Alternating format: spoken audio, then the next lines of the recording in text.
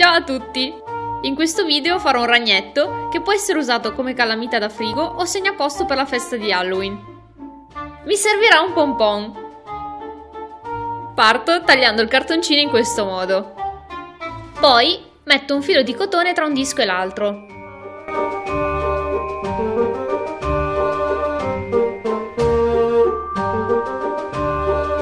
Arrotolo il cotone ai dischi, facendo una matassa bella folta.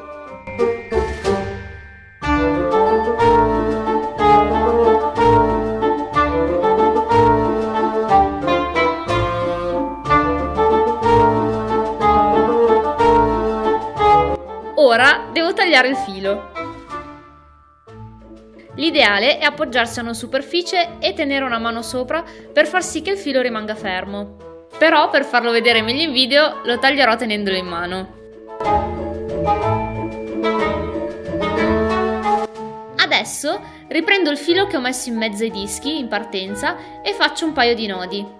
Mi raccomando che siano belli stretti, altrimenti si disfa.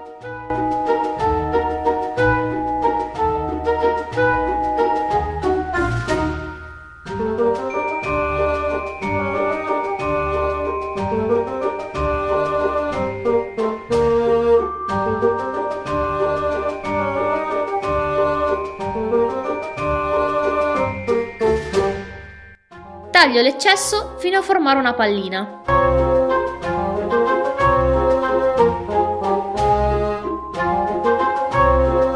Taglio le spatole di legno e le coloro.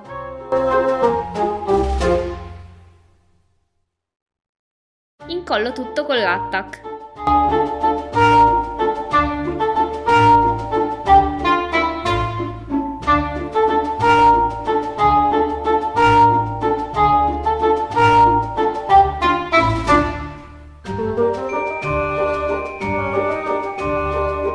Gli occhi li ho trovati da Tiger.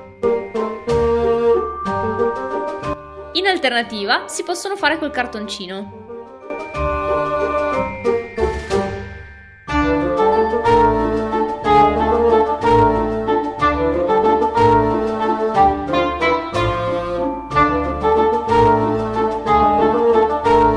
Per usarlo come segnaposto basta scrivere il nome su una zampa.